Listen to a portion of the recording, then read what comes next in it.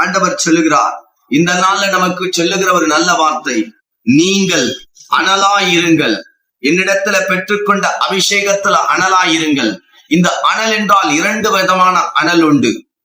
பூமியிலிருந்து வானத்துக்கு எடுத்துக்கொள்ளப்படுகிற ஒரு அனல் நம்முடைய அபிஷேகமாய் காணப்படுகிறது. வானத்திலிருந்து பூமிக்கு வருகிற ஒரு அனல், அது சூரியனுடைய அனலாய் வெளிச்சமாய் தேசத்திற்கு காணப்படுகிறது. நம்முடைய அனல், நம்முடைய அக்கினி, அது பரலோகத்தை 8 விதமாய் இருக்கணும். பரலோகத்தை எட்டுகிற விதமாய் நம்முடைய அபிஷேகம் இருக்கணும். ஆண்டவர் இந்த நாள்ல நமக்கு சொல்லுகிற நல்ல வார்த்தை, தயவு செய்து நீங்கள் அனலாயிருங்கள்.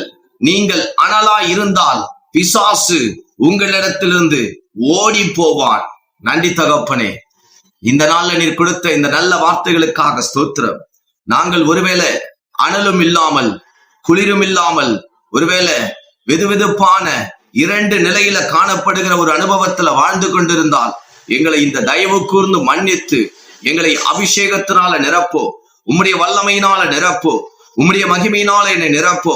நாங்கள் குடும்பமாய் உம்முடைய கரத்துல ஒப்பு கொடுக்கிறோம். எங்கள் ஆவியாத்துமா சரீரத்தை ஒப்பு கொடுக்கிறோம்.